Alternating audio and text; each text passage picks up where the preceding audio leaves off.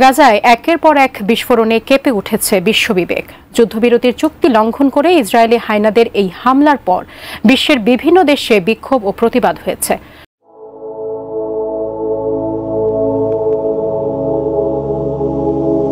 প্রিয় দর্শক, প্রথমে সবার কাছে আগেই ক্ষমা চেয়ে নিচ্ছি। আমরা হলাম নামধারী মুসলিম, যার জলজান্ত উদাহরণ আমরা নিজেই। আপনি এখানে চিন্তা করতে পারেন কিভাবে আমরা নামধারী মুসলিম। তাহলে ভিডিওটি শেষ পর্যন্ত দেখার অনুরোধ রইল। আশা করি আপনাকে হাতে কলমে বুঝিয়ে দেওয়া হবে। আজ আমরা নিজেকে মুসলিম দাবি করেও বহির্বিশ্বে রমজান মাসে চেহরির সময় নতুন করে যুদ্ধ সৃষ্টি করে ইসরায়েল এখন পর্যন্ত গাজা সহ ফিলিস্তিনিদের সাথে যে অত্যাচার করা হচ্ছে তার কোনো প্রতিবাদ করতে পারিনি আমরা মুসলিম হওয়ার পরেও। আজ বাংলাদেশে হয়তোবা কোনো পারমাণবিক বোমা নেই, কিন্তু বাংলাদেশের জনগণের যা আছে তার কাছে এই পারমাণবিক বোমারও হাফ সেকেন্ডও টাইম নেই। কিন্তু দুঃখজনক হলেও সত্যি যে গাজার শিশুরা অনাহারে না খেয়ে নিজের পরিবার হারিয়ে ক্ষুধার জ্বালায় ধুকে ধুকে মরছে। নাম হচ্ছে সামাতুবা। ছবিটার দিকে খেয়াল করেন।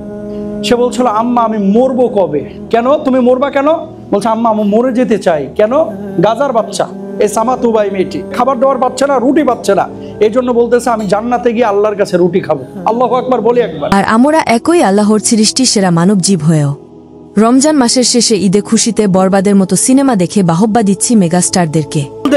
জিল্লু মালদে, জিল্লু মালদে, এই জিল্লু মালদে, এই জিল্লু মালদে, এই জিল্লু মালদে, জিল্লুল মালদে। সাকিব খানের বরাবর মতোই হচ্ছে, ওর অভিনয় খুবই সুন্দর, অসাধারণ অভিনয়, কিন্তু এন্ডিংটা অনেক কষ্ট লাগছে। এই জীবনে ধর কম ছবি দেখি নাই, আর কাহিনী এক সেকেন্ডের লেগে মিয়া লড়ি নাই, জানেন?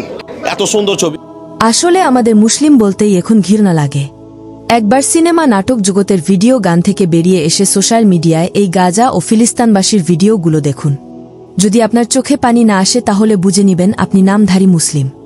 একবার ভেবে দেখুন তো, এই গাজা ও ফিলিস্তিনবাসীর তারা কোন জাতি? তারা কি হিন্দু না বৌদ্ধ? না, তারা হলো আপনার আমার মতো মুসলিম। আজ এই মুসলিম হয়েও তার নিজের জীবনের সাথে লড়াই করছে প্রতিটা সেকেন্ডে, আর আমরা আজ সিনেমার ডান্স দেখে আনন্দর শহরে ভাসছি। মনে রাখবেন, আল্লাহ ছাড় দেন কিন্তু ছেড়ে দেয় না। আজ আমরা আনন্দ করছি, কিন্তু কাল কিন্তু মৃত্যুর পরেও আপনারা আমার সবারে হিসাব দিতে হবে। তখন আপনি আমি কি জবাব দিব ওই অন্ধকার ঘোরে? বাংলাদেশে যারা বিনোদন জগতের আইডল, তারা যদি এই গাজা ও ফিলিস্তিনিদের জন্য কিছু করত, তাহলে তারাও একটি সময় উপরওয়ালার কাছে জবাব দিতে পারত যে আল্লাহ এত খারাপ কাজ জীবনে করেছি, যার মাফ পাওয়ার মতো যোগ্য ব্যক্তি আমি না। কিন্তু আল্লাহ, তোমার সৃষ্টি মানব জাতির প্রতি যে অবিচার হয়েছিল সেখানে আমি প্রতিবাদ করেছি। কিন্তু আমি যদি একজন মুসলিম হয়েও যদি প্রতিবাদ করতে না পারি, তাহলে আমরা আসলেই নামধারী মুসলিম। জিয়াদ আসলে অনেকে, আমরা বাঙালি অনেকেই আছি, শুধু বাঙালি না, এটা সারা পৃথিবীতে থাকতে পারে। অনেক আছে হুজুকে মানুষ, হুজুকে ধরেন 5 জনে হাসতেছে, আর একজন আইসা হাসতেছে, আসলে বোঝে নাই কিছু না, শুধুমাত্র আন্দাজে হাসতেছে। এইরকম অনেক শ্রেণীর মানুষই এইরকম। এই জিহাদ কি, যুদ্ধ কি, মানে মুসলিম কি, মুসলমানের সামনে যদি সংজ্ঞায়ন করেন মুসলমান, মুসলমানের সংজ্ঞায় দেখবেন যে 15-16 আনি মুসলমানের মধ্যেই পড়ে না। একটা মা আজ গাজায় নিজে গর্ভ অবস্থায় কতটা অসহায় রয়েছে, নিজের চোখে না দেখলে বিশ্বাস করা আসলেই অনেক কঠিন। এই ফিলিস্তিন, রাফা ও গাজাবাসীর জন্য কেউ কি সাহায্যের হাত বাড়িয়ে দিবে না? তারাও মানুষ হয়েও, একজন মুসলিম ধর্মের হয়েও আজ কেন অত্যাচার সহ্য করতে হবে? ইনশাল্লাহ ফিলিস্তিন আমাদের হচ্ছে একটা মুসলিম কান্ট্রি, ওরা হচ্ছে আমাদের ভাই বোন। মানে ওদের কষ্টগুলো দেখার পর মানে আমি ফিল করতে পারি, আই ফিল ইট। মানে ওরা কি যন্ত্রণা কষ্টের মধ্যে আছে, মানে ওদের উপর কি পরিমাণ অত্যাচার, এটা মানে একজন মনস্টার, রাক্ষস ছাড়া এইটা আমার কেউ করতে পারবে না। ছোট বাচ্চা, আমার ফিলিস্তিন মা বোনেরা, ওরা অনেক কষ্ট করতেছে, ওদের শরীর পুড়ে ছারকার হয়ে তোলার মতো আকাশ উঠতেছে। মানে এগুলো দেখার পর সোশ্যাল মিডিয়া যখন ঢুকি আমি, এগুলো দেখার পর আমার মানে ভিতরটা একবারে ছারকার হয়ে যায়। মানে কি পরিমাণ কষ্ট লাগে। আমি যখন আকাশের দিকে তাকাই বলি, হি আল্লাহ, আপনি আমাদের ফিলিস্তিন মা বোনেদের রক্ষা করুন। তাদের কথা মনে রাখবেন, সবার কিন্তু হিসাব হবে একদিন। আজ যারা অভিনেতা রয়েছেন বাংলাদেশে, আপনারা কি মুসলিম নন? আপনারা কি আল্লাহ কি বিশ্বাস করেন না? একটা বার নিজের দিকে তাকিয়ে দেখেন তো, আর আপনার জীবনে কত টাকার প্রয়োজন রয়েছে বেঁচে থাকার জন্য, আর কত টাকা আপনারা পেলে এই গাজা ও ফিলিস্তিনি বাসীর জন্য কিছু করতে পারবেন। মনে রাখবেন, আল্লাহ ছাড় দেয় কিন্তু ছেড়ে দেয় না। বাংলাদেশের সকল মানুষকে আজ বলতে চাই, যারা আজ বড় বড় অভিনেতা ও অভিনেত্রী হয়েছে, তারা কিন্তু আপনার আমার ছাপোটে এই জায়গায় গিয়ে বসেছে। এখন যদি বলি আপনার আমার ভালোবাসার কারণে আজ তারা বড় মাপের অভিনেতা অভিনেত্রী হয়েছে, কিন্তু আপনার আমার জন্য তারা কি করেছে একবার ভেবে দেখুন তো। তারা আগেও আমাদের ছাপট নিচ্ছে, এখনও তারা আমাদের ছাপটে 3 সপ্তাহে বরবাদ সিনেমার আয় 30 কোটিরও বেশি আয় করেছে, যে টাকার একটি টাকাও যাবে না গাজা ও ফিলিস্তিনি ছোট ছোট শিশুদের অনাহারের খাবার জুটাতে। ধিক্কার জানাই আমি একজন মুসলিম বলে। সোশ্যাল মিডিয়ায় এখন পর্যন্ত কোনো কন্টেন্ট ক্রিয়েটর কোনো ভিডিও তৈরি করেনি। একজন তো আছে তার বউ ও নিজের আপন বোনকে নিয়ে ভিডিও বানাতে ব্যস্ত শহরে। তাদের কাছে জীবনে কি শিখলাম আর কিবা শিখব তা আর বলার বাকি রাখে না। পরিশেষে বলতেই চাই, অনেকেই বলবেন যে শাকিব খান তো ফেসবুকে গাজাবাসীর জন্য হৃদয় বিতারক ও গাজারবাসীর পক্ষ নিয়ে পোস্ট করেছেন। তাদেরকে বলতে চাই, পোস্ট করা আর মাঠে নামা এক জিনিস নয়। মাঠে আসেন আন্দোলন করে, তাহলে দেশের মুসলিম জানবে যে একজন সুপারস্টার হয়ে মাঠে নামতে পারে। ওই এসি রুমে বসে কয়েকটি সংখ্যা একত্রে করে ফেসবুকে পোস্টের সবাই করতে পারে, কিন্তু মাঠে নামতে পারে কয়েকজন। আপনারাই বলেন, মাঠে নামার জন্য কলিজা লাগে, যা দেখিয়েছে কিছু মুসলিম ভাই ও বোনেরা।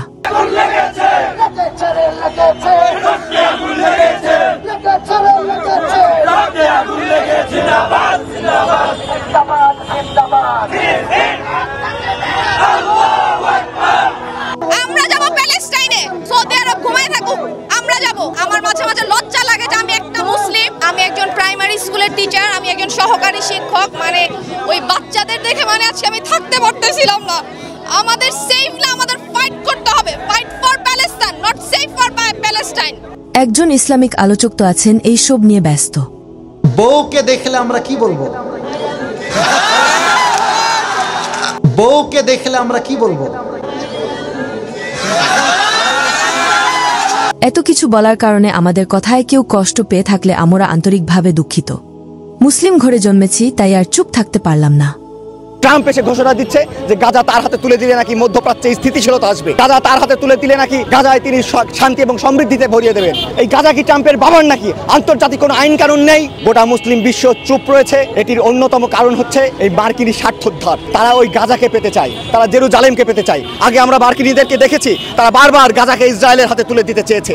আজ থেকে 100-200 বছর পর যখন গাজা বা ফিলিস্তিনের ইতিহাস লেখা হবে, যখন এই অভিশপ্ত হায়েনাদের এই নির্মমতার চিত্র ইতিহাসের পাতায় তুলে ধরা হবে, তখন আপনি আমিও কাঠগড়ার আসামি থাকবো।